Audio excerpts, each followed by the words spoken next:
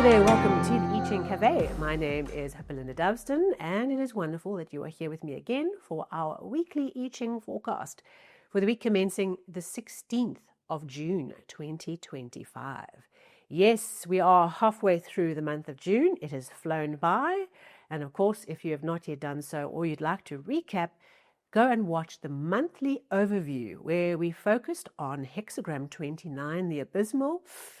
The water rushing down the ravine. I hope that you've been fine, that you've been handling that flow, that you've been finding a way of paying attention to that changing line that has matured up until this point of change now or be trapped. Okay, so what have you become liberated from because you've been working with the flow and you haven't been clinging on for dear life to the old. You've been letting the water take you, being like water, but not getting stuck in old ways. Okay, so last week in our weekly I Ching forecast, we had the return of Hexagram 9, a small Thames, 3 changing lines, a loss to pay attention to, and Hexagram 38, opposition. An interesting combination of energies for us to work with in really overcoming the idea that the big picture things are the solution right now, as opposed to the small things that are the way forward. Paying attention to everything around us that's small, and allowing it to accumulate into something that is great. Plus, overcoming opposition, resisting the urge to stay in our corner, okay, to be combative, rather to find a way of being creative and finding new energies to bond together. Remember all those molecules I was speaking about, plugging them back together again in a new structure, creating something wonderful and new and profound out of the process of last week. So if there was anything that came up for you, as always, please do share a comment. This week, we move away from Hexagram 9, okay, into a totally different energy. We start the week with Hexagram 24, the return. Structure of the hexagram, lots of female lines, one little male, active creative line at the bottom, coming up. So it talks about after the dark night, okay, all the changing lines, if they're female, would be the dark, right? The creative void. And here this light principle comes back in. Okay, so it represents a turning point, an opportunity to turn back towards the light, turn back towards a better time, come back to ourselves. A powerful part of this hexagram's energy is that return, coming back to something. And it can be around going back to something of the past. So in other words, going back to stay somewhere that you grew up, for example, or going back to an old job or reconnecting with an old friend. It's how value from the past comes back, or we connect back to something of the past that brings value. Okay, it's not going back to the past to being stuck in the past. It's returning back to something that's important and meaningful for us right now. Perhaps an old hobby, an old interest, an old place that you love to go. It's this journey of going back to something that was important, that brings you energy now. And it also is about going back to yourself, reconnecting with your path, coming back to yourself, back to your life, emerging out of the cave. This hexagram builds this image of us being the bears in hibernation, okay, after the long, dark winter. And slowly we start to emerge. Life starts to emerge in a way a little bit like approach of spring in Hexagram 19, but this is the return. This is coming back to the turning point. We can't yet see necessarily all the plants shooting out like we can in Hexagram 19, right? The thaw and the melt.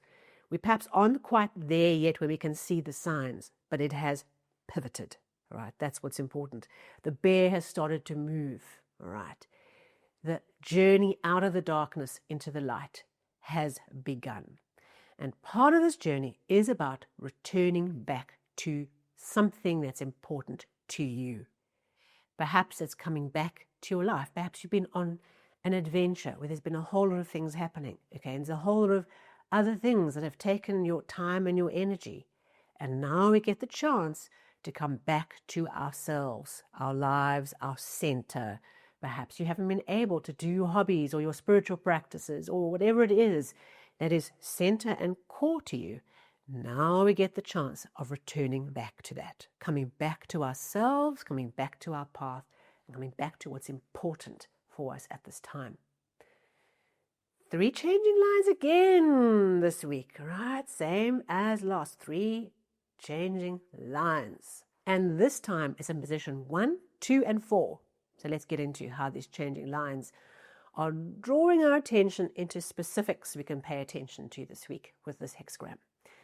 In position 1, this talks about returning from a short distance. Okay, we have got off our path, but we're not very far off our path, and we're now coming back. Okay, and this points to what I've already said of this hexagram, that it can be around, we've had a time where we've been going out and doing other things, and now we get the opportunity of reconnecting with what's important, coming back to ourselves, coming back to our lives, coming back to a principle. So we haven't wandered off the path too far, but as we start off this week, it's about coming back onto the path, all right? Realigning, okay, readjusting, okay? So there's tweaks here of getting us realigned and back into the center line, right? As opposed to massive transgressions. That's not what this line is saying, because it's position 1, right? It's just at the beginning.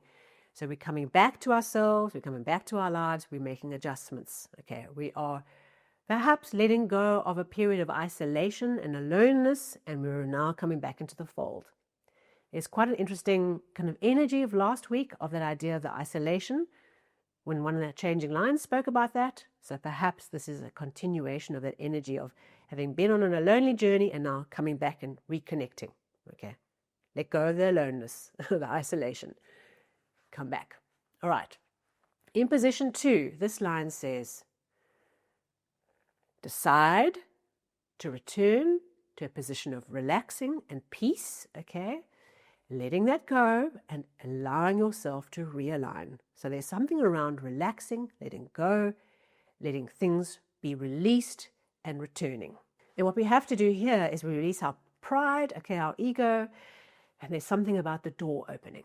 So part of this process, think about changing line 1, okay, we are just making an alignment. We are coming back to our center.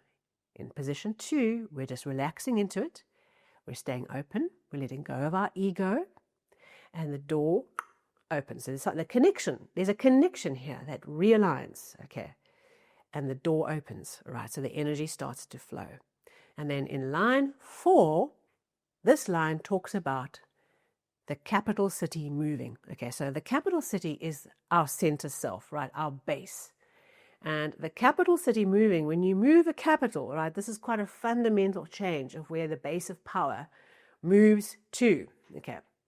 And so our capital city, something fundamental, is moving, and our task is to move with it, okay. Let ourselves be guided to a whole new place. There's something fundamental about this line. You know, line 1 is about a tweak and adjustment we make to get back into the path. But there's also this fundamental change where the capital city of our life, a central foundational element of where the capital of our country is based, is moving. Okay, so there's something fundamental that's changing. We are shifting. And our task is to stay with it. Okay, stay conscious of how this energy is moving, where we are moving to, and we are returning with it, right? So part of the energy of this return to a better time is also being open to how fundamentally our base of power is shifting, okay? Because that capital city, where that capital is based in the country, is very particular to the landscape, the people, the politics. And so when we move the capital, it's a fundamental change. A base of power is shifting into a better place, into a more strategic, more aligned, more purposeful place. And so we let the energy guide us forward. There is an energy here of going with the flow, of staying open, of reading the connection, of realigning, return to the path, okay, return to where our life is moving to next. And so we don't fight it, we flow with it. We return to allowing this energy to move us forward. And with this changing line, when the capital city moves, sometimes it also means going it alone. And so the word alone comes up again in a different way, because this one says, be willing to walk that path alone. Because when there's a fundamental shift in your life, only you can own that. You can't expect other people to be on that path with you. It's your path. It's your shift that you are going through. And so this line says, even if you feel like only I understand what this shift is about, right? Only I can see how fundamentally this capital is moving and I need to move with it. And so even if you feel alone in the process, follow the process of moving with the capital, allowing the change to move you forward.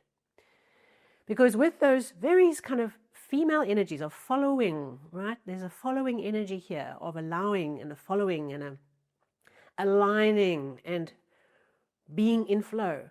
Okay, if we can work with that, our hexagram, our outcome victory hexagram is hexagram 40, Deliverance. Okay, so this hexagram is all about the big challenge, the big night at sea, on the ship, okay, the big storm, and you find yourself in the morning, the sun comes out at dawn, and you're lying prone on the beach, okay, you've been washed up from the shipwreck, you're alive, you're perhaps a little bit cut and bruised, but you're alive, you have survived this big ordeal, you've got through it, you emerge from it, and you can find a way forward. Okay, there's an ability to have survived the challenge and to find a way forward. But this hexagram, if you've got somewhere clear that you want to go next, get going with that. Get up, dust yourself off, have a nice hot shower, eat a solid meal, and start moving towards where you need to go next. But if you feel like having come out of this deliverance process, okay, whatever the rough night at sea was, and you feel like you don't have a vision of where to next, the hexagram gives you permission to just chill for a bit. Just recuperate, okay? Lick your wounds, recuperate, heal, take a little bit of time, rest, and then start working with where to next. So if there is a place to go, if there is a direction that you are moving in, that you are clear on where you want to go next, go for it. Just be aware that you are still in recovery. Okay, so start moving, but don't hurl yourself at it. Just start moving in the right direction and get going. An interesting week where we are coming back to something, perhaps even if it's just to ourselves. Okay, perhaps we are waking up after a period of high drama and challenge and thinking, oh my goodness, what happened? Okay, come back to yourself, wake up back into your life, allow the process to guide you forward. There's a very gentle energy of being, in tune, observing where the fundamental changes are guiding you forward next. Moving with them, allowing that return energy to bringing you back to deliverance, bringing you back to a much better time and emerging out of the darkness into the light, into recuperation and healing and clarity and realizing that you survived it. You got through it. Whatever this ordeal is that you've been on, you have emerged out of it and now can move forward into the next phase of your life. No matter where that capital city is moving to, stay with it and allow it to draw you forward. Thank you so much for being here with me. As always, please, a thumbs up, a like would be great if you enjoyed this episode. And if you are new to the channel, hit the subscribe button and the bell on YouTube or the follow button on your podcast app so that you get new episodes into your app as they land. Thank you so much for being here and have a wonderful week.